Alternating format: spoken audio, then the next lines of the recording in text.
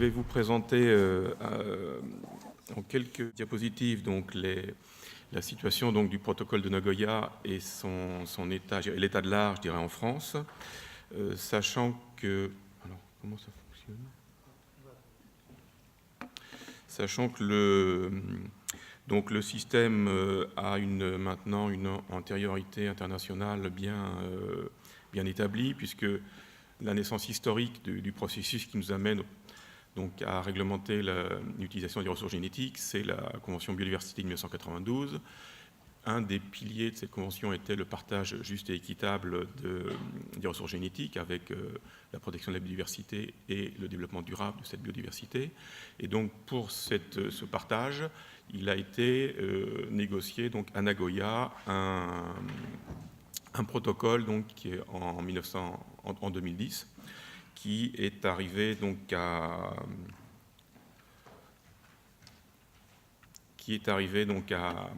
échéance donc en vigueur en 2014. Donc à partir de 2014, donc, la France donc, qui avait signé donc, et la Convention de Rio et le protocole de Nagoya et qui les avait ratifiés, donc, qui avait signé déjà, a pris des mesures pour transférer donc, dans le droit national les dispositions contenues dans ces textes, et c'est à l'occasion donc, de la loi de 2016 qui était une loi générale sur la biodiversité qui a intégré ces éléments donc, dans le droit positif français.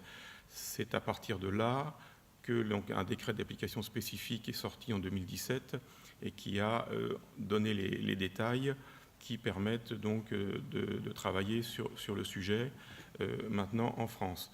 On a repris les dispositions de Nagoya, on a pris en compte les textes européens, un règlement européen qui également impliquait un certain nombre de mesures pour la France, puisqu'un règlement est d'application directe, et on a fait le choix en France donc, de considérer que l'utilisation des ressources génétiques devait être traitée sur l'ensemble du territoire national.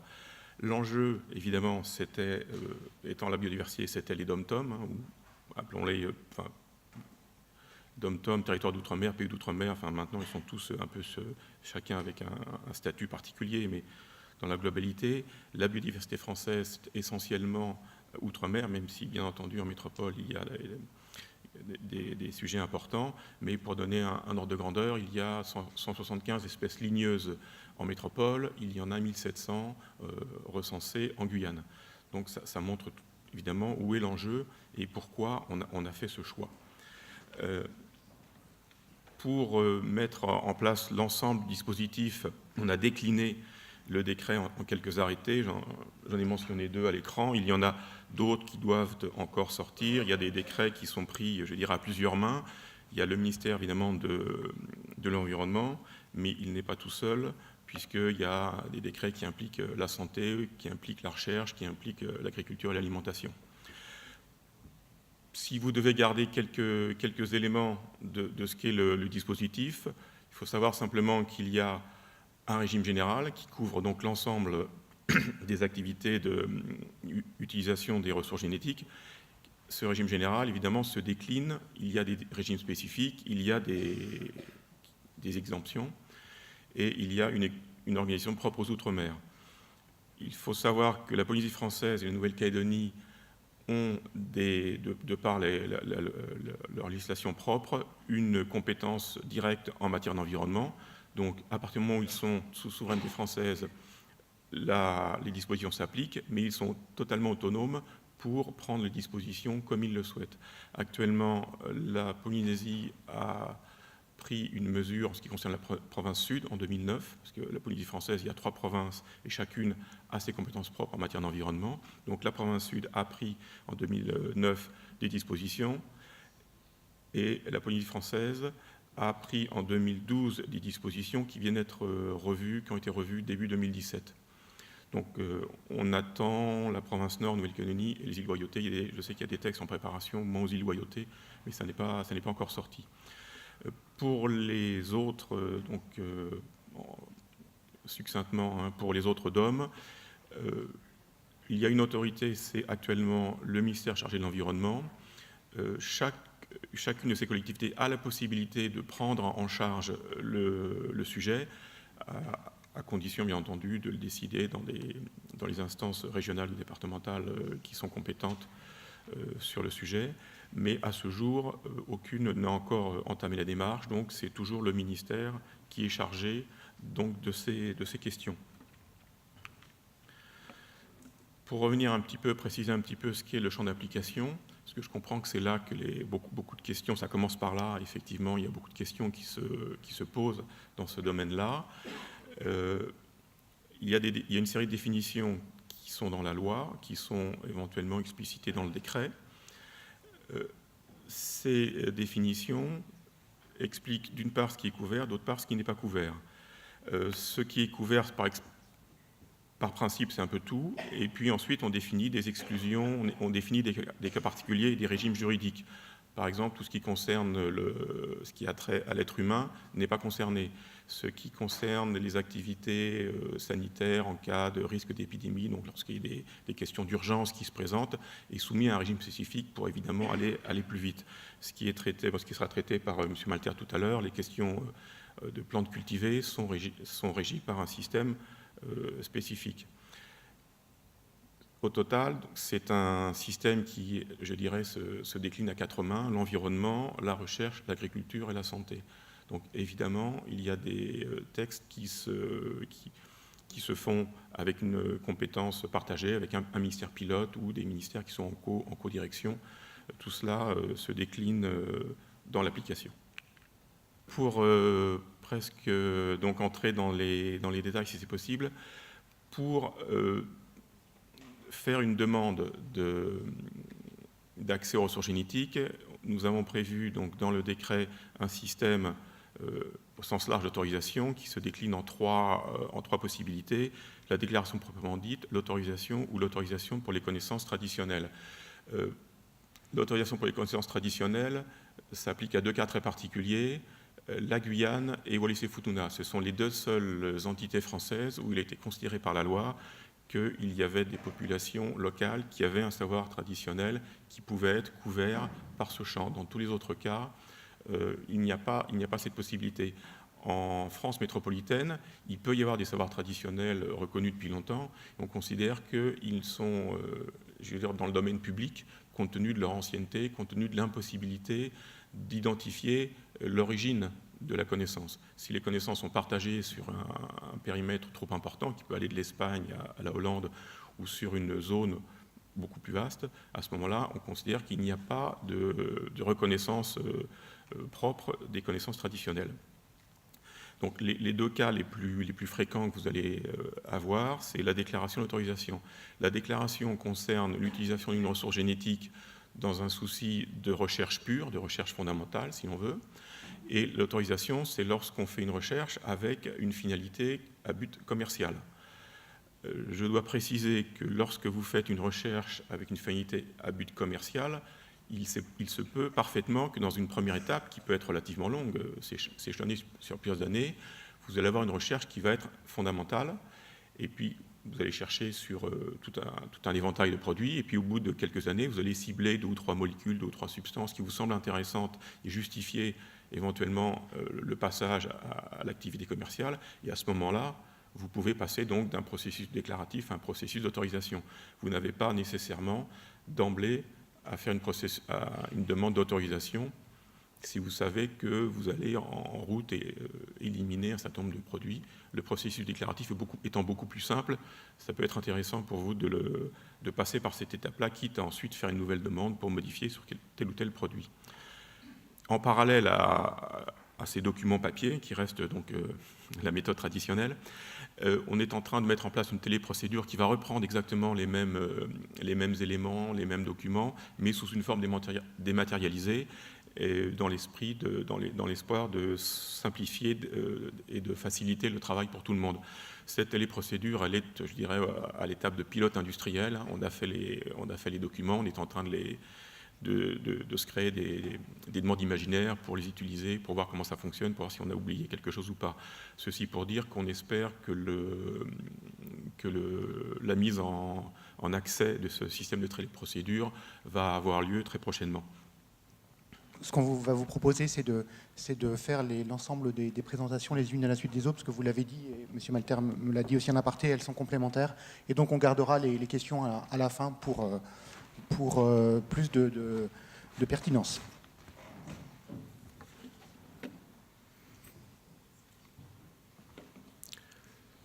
Bonjour à tous. Donc mon intervention va s'inscrire en complémentarité de celle qui vient d'être effectuée par mon collègue du ministère de l'Écologie, où je vais développer les éléments qui concernent les ressources phytogénétiques et les règles qui leur sont applicables.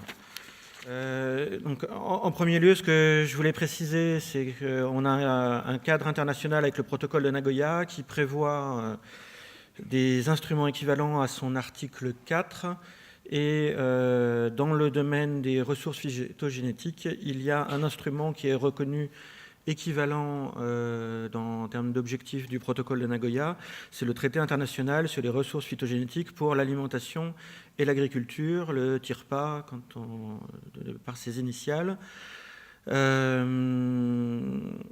Donc, qui est un traité qui a été signé en 2001 avec 143 pays signataires à ce jour.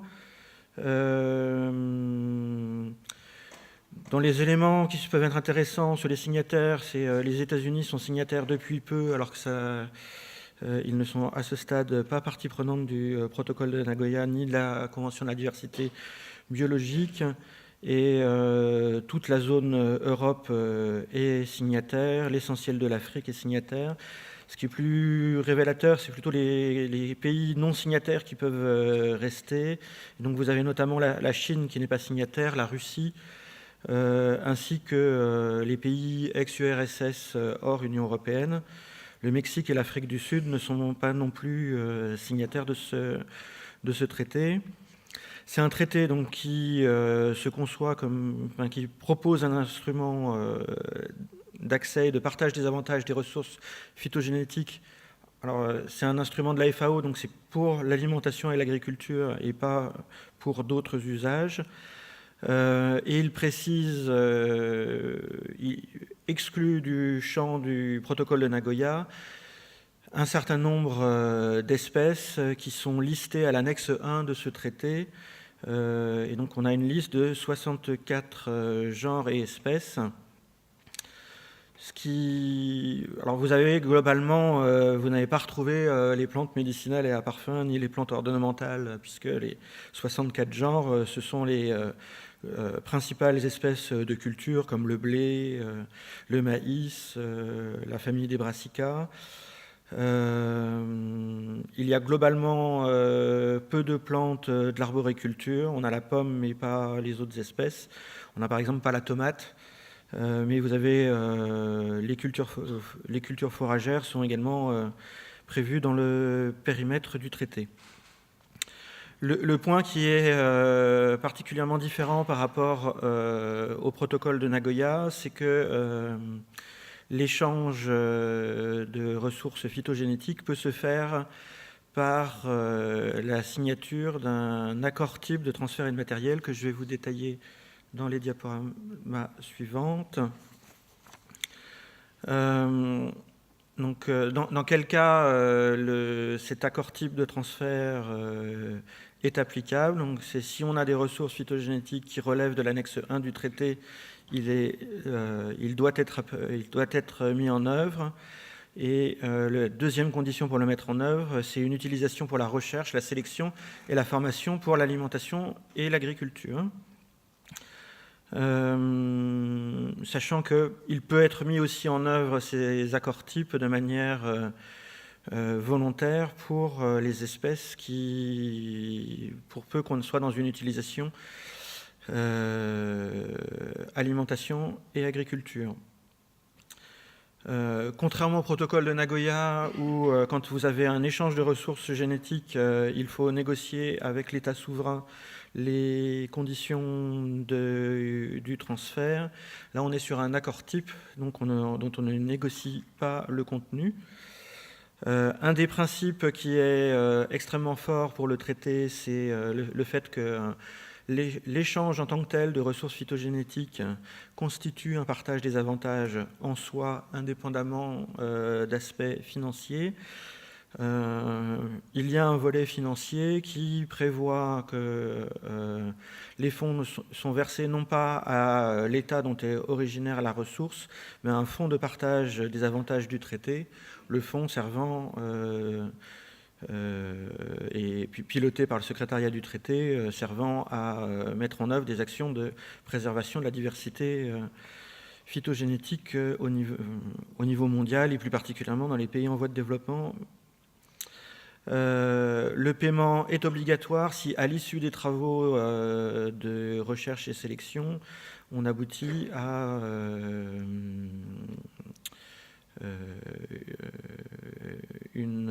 quelque chose qui est breveté. Le paiement est facultatif en absence de brevet ou en cas de protection par un certificat d'obtention végétale.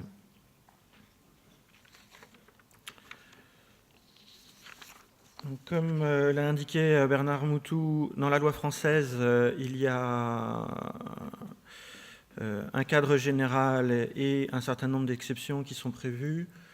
Le choix de la France a été fait de mettre en place un accès réglementé, mais un certain nombre de dispositions qui sont prévues et d'exceptions qui sont listées. Ces exceptions renvoient à des textes d'ordonnance dans un contexte où, sur le périmètre agricole, je l'ai mis entre guillemets parce qu'il faut se référer aux définitions du niveau de la loi, il y avait une volonté du ministère de l'Agriculture de ne pas réglementer en France l'accès aux ressources phytogénétiques au sens du protocole de Nagoya, donc pour les ressources de son périmètre de compétence.